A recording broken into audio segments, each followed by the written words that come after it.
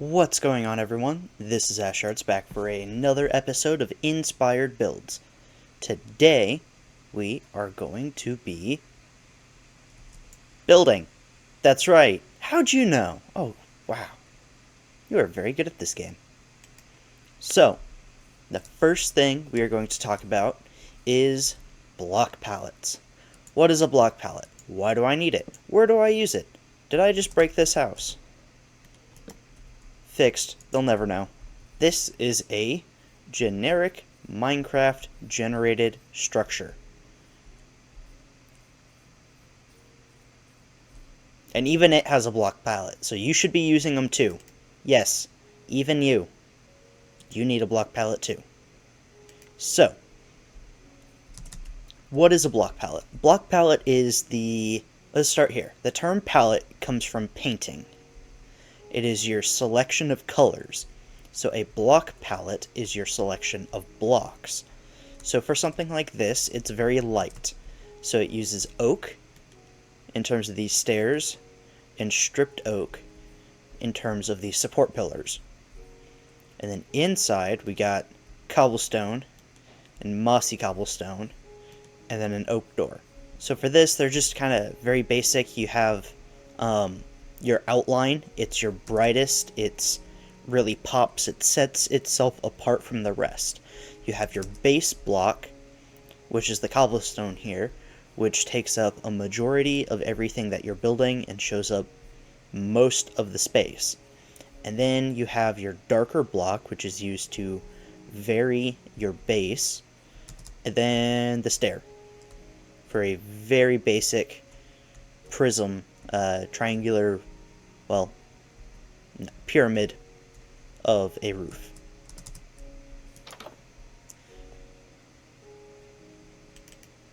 That's a block palette, or the very, very rough basics of what a block palette is. So let's get back to our build. Okay, now, since I already know what my building is supposed to look like, because I am basing my build off of a real building, I just need to find blocks to match that. So, because of that, I'm going with brick, because the bottom of the house was lined in brick, and I'm using bone blocks.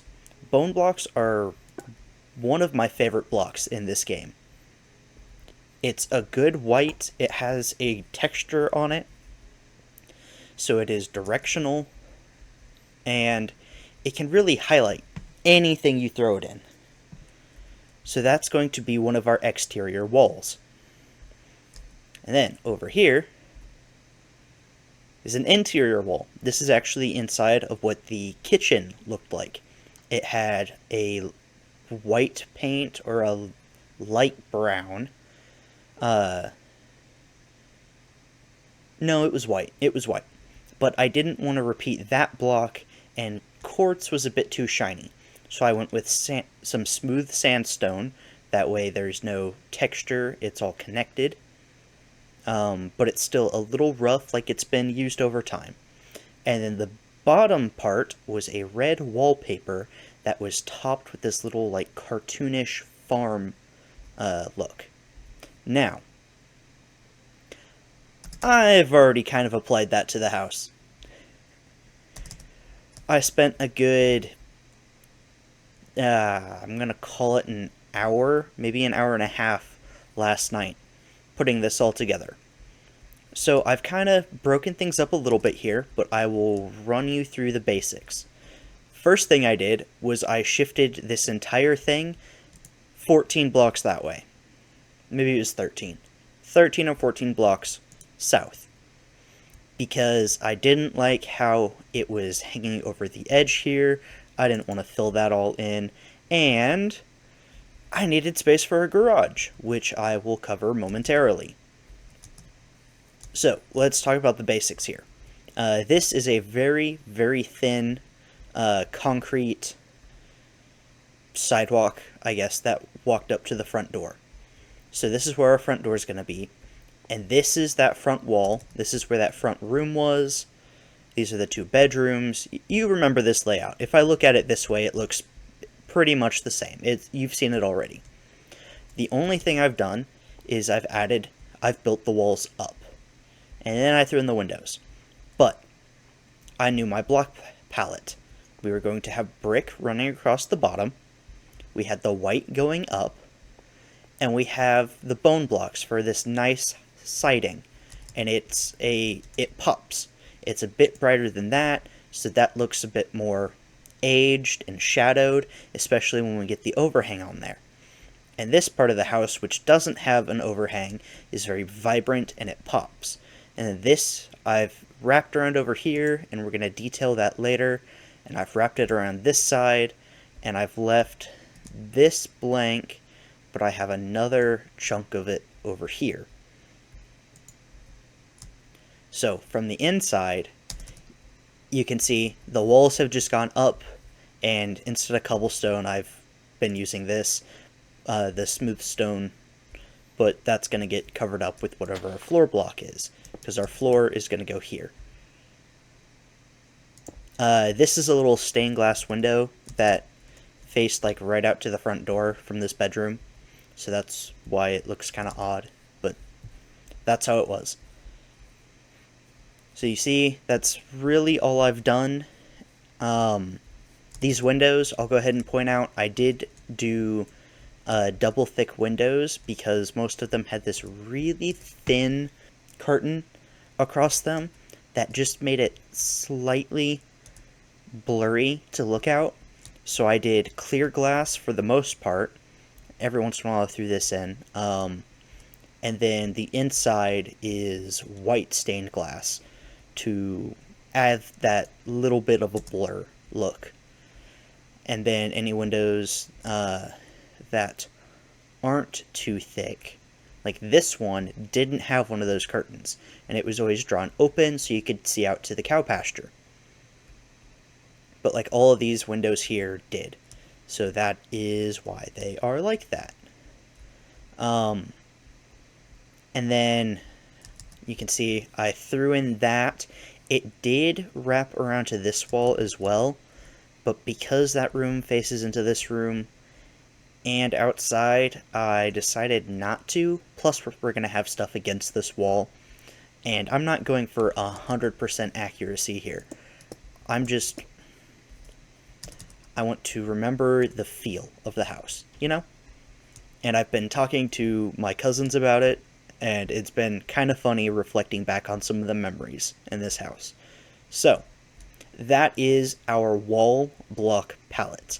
It's a big step to really completing the build, is just everything has already been sectioned, and it's practically brainless to start just building walls taller. So this is where we're at now. And our next step is going to be the floor, because I'm kind of annoyed. I'm a little annoyed with it. And I've kind of started it down here, although we are going to enter from over here. Remember how I said there's going to be a basement? So I decided to start digging out the basement, and I got really annoyed with all the mess like this. So I went ahead and I put, this is the floor. I'm thinking I'm going to do the clay here as the walls, and then I'll have a ceiling up here, which I think I'm going to do like wood slabs and a few like probably spruce version of the stripped logs as like beams running across. The slabs to make the room feel a little bit taller. But yeah, we'll cover more of that eventually. And then in here is the garage. Now, in reality, the garage was like half this size. But with the space, this is just kind of how it's working right now. I could probably push this wall a few more blocks that way. That might help, moving it to like here would probably be good. But I'm just throwing out that rough idea, and this is where the garage is going to be. We might go ahead and throw some cars in here. I'll look up some car tutorials and try to throw those in here as well. And then this is where the it was all gravel except for like this square right here. That was also like concrete, like up front, and then it was gravel wrapping all around the back. So that's something we'll do later. But floor, the floor in here, I'm going to mess around with some blocks, and I'm going to come back to you with a complete or mostly complete floor. Now the idea is the floor shouldn't blend in with the wall or the ceiling. It's its own entity. It's its own thing. So we have to continue it in our block palette. And I will mess with it out here and bring you inside when I'm done. Okay, guys, I gotta wrap it up here for today, so I will finish this recording tomorrow, hopefully. But I did go ahead and get the floor done, at least for upstairs. So these are all the different blocks I tried. I didn't like how vibrant the, where'd it go? The mosaic was. I thought it was just a bit too bright for the kitchen. So I moved on and I tried the oak mud bricks here and tried to change it up with the packed mud, and it just wasn't working. So I was like, you know what, I need a color between those two, and ended up going with the stripped oak wood. And what I did was I just varied it like so to give it that tile. Okay, that's terrible. There we go. To give it that tile look. Now, if I was going to do this in a real build, I would just use the stripped logs because it's cheaper, and they're going to be on the side facing the ground, so it doesn't matter. You won't see it. So, through our front door, that is the tile. Runs through. I think it's just dark enough to stand out from the wall, but not too dark to where it feels uneasy. Now, I do think some of the tile between rooms here did change, but I think that's a small detail that I'm not really worried about matching. And then the carpet was tricky. So out here you can see I started with the sand, and I liked the sand, but I felt it blended in too well with the wall here. It was too close in color that it looked like one solid material. And that's not something I wanted to go with. So then I tried the yellow concrete powder, and I was like, that's too vibrant. It's too harsh and new. It looks brand new and shiny, and that's also not what we're going for. And so I tried, there it is. I tried the hay bale using the top pattern here, and I was like, well, it gives an older look, like it's been stepped on and worn over time. But again, it's too much yellow. So I stepped away from the yellow and went to white and light gray concrete powder. The white was too bright. That just too much. But the gray, the light gray here, stands out enough. It makes the bottom of the floor feel shadowed, which is really what I want to see in the hallway here.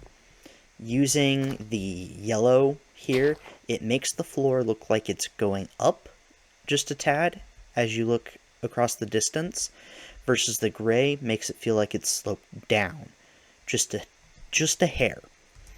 And that's more of what we want to see. So I got all of that filled in, and I will catch you back tomorrow when I keep building. See you then.